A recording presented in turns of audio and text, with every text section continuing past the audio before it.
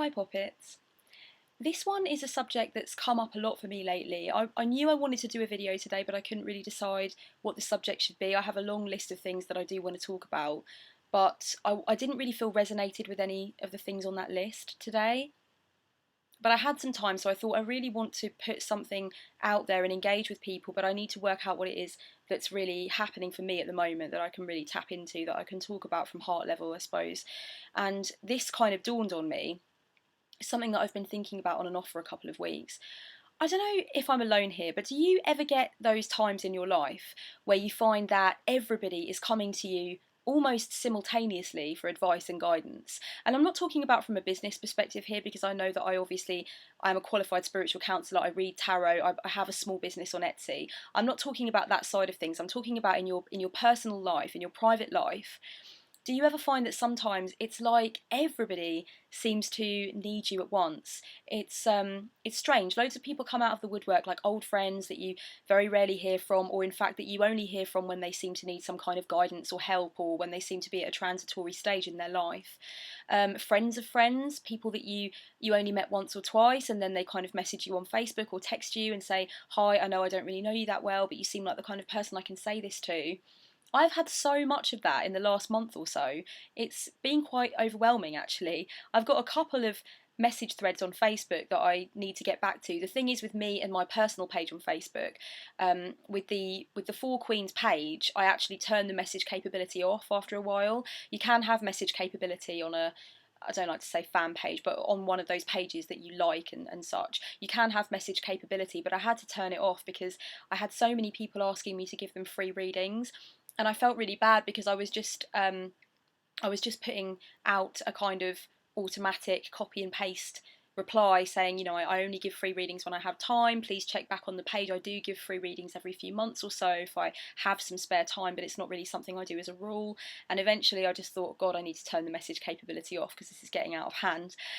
But with my private page, with my personal page, I tend to find that when I get messages from people and it's about sort of me helping them in a guiding capacity or giving advice, I'm not very good at keeping up with those messages. I'm going to be honest, because Facebook for me is more of a switching off kind of thing, where I will use it to kind of de-stress, to kind of relax a little bit. I'll just look through the feed and have kind of a little laugh at some of the pictures that have been posted or see what my friends are doing, but it won't be a place where I actively heavily engage with others. So when people come to me on Facebook with these sort of really long messages about something that's really concerning them and they're genuinely asking me for help, I have to seriously remember to keep coming back to the message and keep communicating. So I'm quite bad with Facebook. I'm better on my phone, really. Facebook for me is just really a zone out kind of activity. But yeah, it's come to my attention over the last month or so that this is happening more than usual. And I was thinking how much of a blessing and how much of an honour it really is to be somebody that people come to be a listening ear, or to be somebody that people remember from the last time you gave them some advice months back or a year back. And, they need advice again and they're trying to think who would be the best person to go to, who would be the most empathetic, the most non-judgmental, would give the most coherent guidance. And if they think of you and they come to you again, then that's really lovely. And it's something that I feel very privileged for when people come to me and they want advice from me, and I'm sure a lot of people feel the same way. But I also think it's very important to consider your energy levels when you are kind of that listening helper, that guiding force in a friendship group or in your wider life in general. I think that checking your energy level, managing your energy correctly, and working out when you need to refuel and when you need time for yourself is absolutely paramount. And I have friends and people I've known in my life who are in some of the most high stress helping jobs that you'll know of. Teachers, doctors, nurses. I know a guy who is an aid worker who spends half of his year in the Gaza Strip. These people are people that want to dedicate their whole lives to helping others. And the vast majority of the time, in cases like that, these people know that if they don't check their own energy levels and monitor their own emotional, spiritual, and physical well-being, then they're not going to be able to give 100% when they are in that helping environment doing what they want to do. That's the bottom line. Burnout occurs very quickly for people who give and give and give of themselves, no matter what it is, no matter what kind of environment you're in. I used to work 12-hour shifts for a frontline telephone assessment service for the NHS. And I knew that when I came off of that 12-hour shift, it had to be about downtime, because if I wasn't 100% focused when I was there, I would make a mistake. I would make some kind of clinical error. I would misdirect the call. And for me, it was, when I was in that job, so important for me to get things right, so important for me to ask the questions correctly and assess correctly, that I never felt any guilt whatsoever about having proper downtime and being really, really possessive over the time that I had when I was out of work. And I think most good guides, spiritual counsellors, practitioners of any kind, healers of any kind, counsellors, whatever it is, most people like that do have an understanding that energy should not be mismanaged if you want to carry on doing what you're doing and you want to do it well and you want to do it with both feet in. I think it's one of those things that really can't be denied or ignored, and people who try to deny or ignore it often end up running on empty and trying to give what actually is not in the tank. There is nothing in the tank, and they're just trying to give, but it's just thin air, and it's just making them more and more exhausted, and they're going round in a cycle. So although I do feel honoured and privileged to be that person in certain people's lives to whom they feel they can go for guidance and advice, I also know that it's very important that I touch base with myself and my own needs, and I think that's something that's really important. I mentioned in my video about not leaving your power in the circle that I recently did a tarot reading for a shamanic Reiki practitioner, a friend of mine, and I mentioned her energy levels to her in the reading and the importance of managing her energy correctly, and she said that she knew that it was something that she needed to focus on, and she said that when she was learning shamanic practices, she was told time and time again that her energy needs to be preserved for those things into which she wants to spend it or posit it, that's going to create the most direct healing, the most direct good for the most amount of people. It's very important not to shed energy here, there and everywhere on things that aren't necessarily of a high priority, not to feel obligated to put energy into places that she genuinely doesn't think is going to have any kind of healing effect or anything like that. So she was kind of aware that she had been mismanaging her energy and that she needed to kind of rein it in. So that's something that she was taught in her practice, and I think it's really good that she was. I think too many people go into a kind of guiding or counselling or helping position of any kind whatsoever, looking after people, the elderly, the disabled, children, and they give and give and give of themselves, but it's almost like they create this cycle of guilt when they actually look after themselves, when they do something for themselves. And I think that's something that needs to be addressed for people, because if they want to give 100% of themselves in that work environment, they need to be taking care of themselves the rest of the time. This is paramount. I've noticed something going around on Facebook quite a lot. Over on the Four Queens page, I often go through the feed and have a look at the people that I follow. And a few times recently, there's been this image with some words on it. It's like an image of a candle. And it says something along the lines of, don't be offended or angry when somebody always only comes to you at the darkest point in their life. Just be glad and grateful that you are the light that they see in their darkness. This is a very, very sweet sentiment, and I can totally see why people go with it and why people believe in it. I do also think, though, that it's quite a dangerous statement in some ways. It's quite a risky statement to make. For the simple reason that I think it's incredibly important that we don't allow any friendships or associations that we have in our lives to become fundamentally and systemically unbalanced. So I think if we always feel like the relationship or the whatever kind of connection it is, the interpersonal connection that we're having with another person, if we always feel like we are on the losing end of that, or like we are almost in unpaid employment and that person is kind of getting a lot of our energy, a lot of our advice, a lot of our time and a lot of our resources, but there doesn't seem to be anything ever coming the other way out of it, I think that that can become a place for resentment to breed. And I think it wouldn't be 100% fair to tell somebody always to just feel grateful that that person, you know, sees you as the light in their darkness. Okay, sure, to an extent, yes, I think that's true. But I do think that those friendships or associations that have become fundamentally difficult to deal with, those ones where it's highly obvious that you are only called upon to fulfill a certain obligation or to fulfill a certain role, and then you are cast aside or forgotten about until the next time that that person needs you, or in fact if you are constantly around that person but it's always kind of you trying to put up a positive force field to reflect their negativity, and it kind of always seems to be like that. There never seems to be a balance, there never seems to be a reversal of roles, or you don't feel that you could ever go to them for anything like the same in return. That is a place where resentment can breed. It's not only a place where resentment can breed, if it's not addressed and it's not challenged, you also are not doing the best that you can do to help that person, because you're not fundamentally, at the bottom line, being honest with that person. You're not being honest enough to say, at this point you need to take accountability. At this point you need to do what you do best to rectify your own situation. At this point we can establish that I've given you this advice 100 times and there is fundamentally something stopping you. There's an emotional block or a root cause of some kind that's stopping you from taking that advice, and now I am fresh out of advice, or I can no longer give you the same advice. So it's probably time for you to begin to think in another way or change your limiting belief.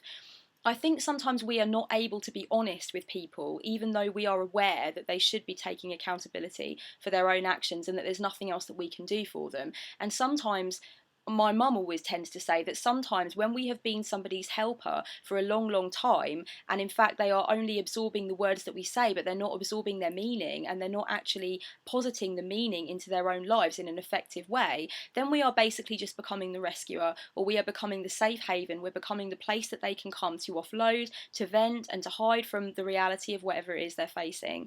But there is no moment of radical acceptance. There is no moment at which they are, bottom line, honest with themselves about what needs to change.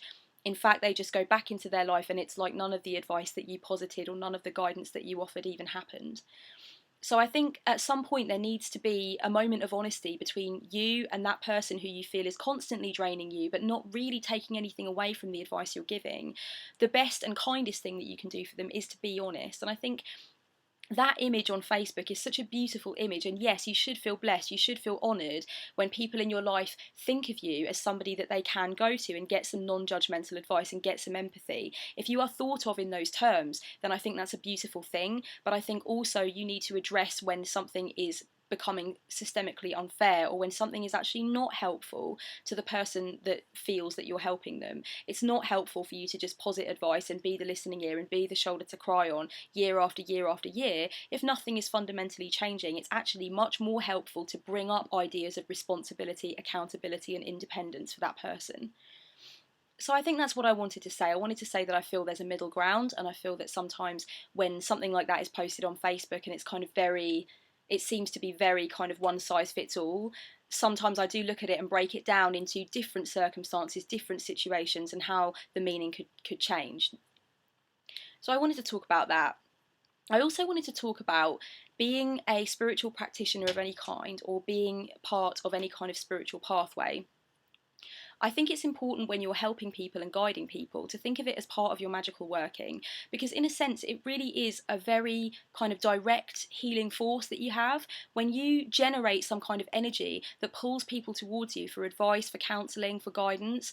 That's something that's really is very magical, and even though you don't necessarily like set up sacred space and open a circle and things like that, even though it's not something that's directly in tune with your spiritual practice as it is on paper or in your head, there's something very magical about making somebody just feel positive, feel uplifted, feel motivated, feel more capable.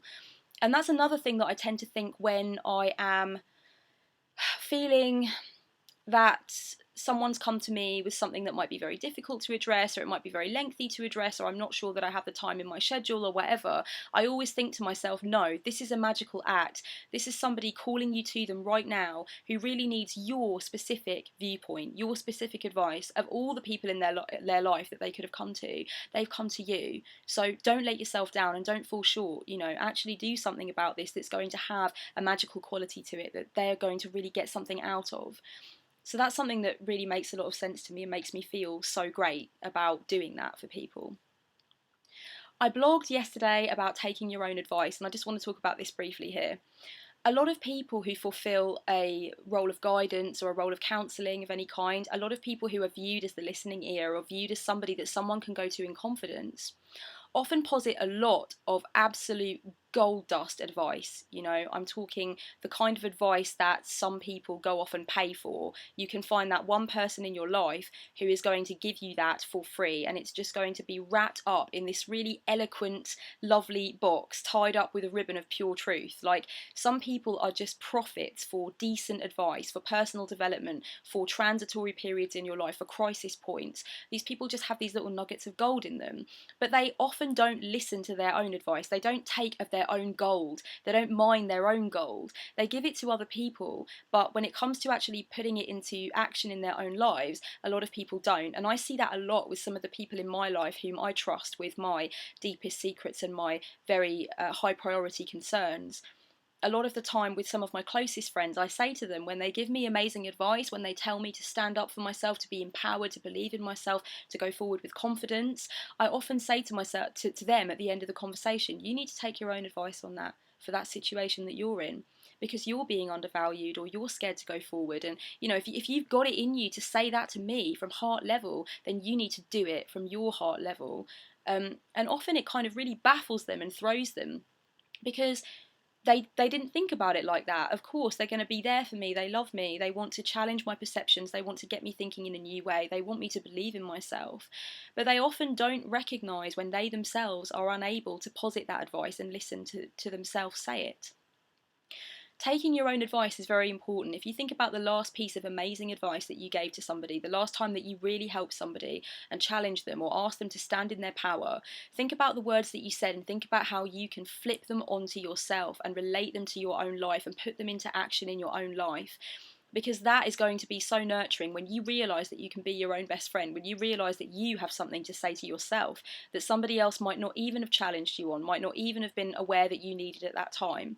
If you can do that for yourself, then you've really, really cracked something. You know, you've really realised that there's something in you that's going to take you a long way. And when thinking about, recently I've been reading a lot about different ideas that different cultures have about enlightenment. And for some reason, I always seem to come back to the philosophers. It's just something that's in me. But I was recently rereading some of Immanuel Kant's stuff and how he wrote about enlightenment being the end of knowledge being the period of like youth and immaturity when you may need to always go to somebody else for guidance. Enlightenment is, in his ideal, the point in your life where you stop needing to go to somebody else for guidance, where your own knowledge can see you through. I think that is a beautiful idea, and obviously there are different ideas of enlightenment. The classic Buddhist idea being that you attain a kind of like a level of self-knowledge, I suppose you could say, or awareness that frees you from the cycle of life. But I think Kant's idea is one that's quite beautiful because it is about pure independence, and it is in a sense about being able to relate to yourself as somebody that can guide you. I am in many ways my own best friend. I don't feel lonely in my own company. I'm not lonely, I'm in my own company. I'm enjoying time with myself. In fact, that's something that's extremely important to me, and I feel like that is a big part of me being a more spiritually centered being and actually coming to grips with my path and understanding where I want it to go and what I want it to mean. So I think that's good, but I think also a lot of people who posit a lot of advice, personal development advice, spiritual advice, people that are very there for their friends, those listening ears in the friendship group, whatever it is, also have a really great understanding of when they need objective advice. And I don't actually think that's weak, and I don't think that that actually flies in the face of enlightenment. I think that that is a part of being an enlightened being too. That point in your life where you think, okay, this is a big tangled mess. I totally understand that I have the strength to deal with it, that I have the emotional toolkit to survive it, but I am way too involved. I need to step back. I need objective advice. I need a guide to guide me. I've done that recently. I recently got a tarot reading from a tarot reader that I read kind of what she was all about, and I instantly resonated with her message and the way she reads, and I'm going to do a review and talk to you a little bit about my experiences with having tarot readings as a tarot reader. But you know, I did that recently. I realised that I needed an objective viewpoint, that I was too deep in, that there were certain quite complex parts of my journey at the moment that I'm finding it difficult to get to grips with because I'm just listening to my own voice all the time. I'm trying to challenge myself, but there's nothing coming back at me from another source, because when you're thinking about your spiritual path in particular as an eclectic and as a solitary, it's kind of it does get a little bit enmeshed. It does get very, very convoluted. It's like wading through spiritual treacle. And every now and again, you really need to pull your head out of that treacle and just have somebody from a completely objective viewpoint who is a listening helper, who is a counsellor, who is spiritually centered, and just get them to hold a mirror up to you. And that's kind of what I do every now and again. And I don't think that that means that I'm unenlightened. I think that actually means that I'm not arrogant enough to believe that I don't ever need some help or some guidance. And I'm perfectly willing to pay for a skilled tarot reader who has the same kind of ethos as me to give me that when I need it. So these are just some thoughts I was having really about being a listening helper, playing that role of the guide, the person that gives out the advice. And I have a strong feeling with a lot of people that are, they're watching my page on Facebook, or they're responding to my blog, liking what I'm doing on the blog. I have a strong feeling that a lot of my clients as well are the listening ear in their life. They are that person who has that light of empathy and innate guidance and goodness in them. And I think in a lot of ways, if that's not dealt with in a way that doesn't forget the importance of empowering the individual self and nurturing the individual, then I think it can become very draining very quickly, and I think it can cause a lot of emotional imbalances. So it's just something that I wanted to talk about and probably will do again in the future, but this was kind of a more vlogish personal perspective, I suppose. So yeah, connect with me on the blog and connect with me on Facebook. There's a lot of new stuff coming onto the blog, and I love posting on Facebook. I post on the Four Queens page every day and just have a look what everybody else is saying. There's loads of inspirational little bits and pieces that people say on Facebook and pictures that they post that really make me make my brain walk off in a lot of different directions and explore a lot of different stuff. So I'm really liking that. Thank you for listening, guys. Blessed be, as always.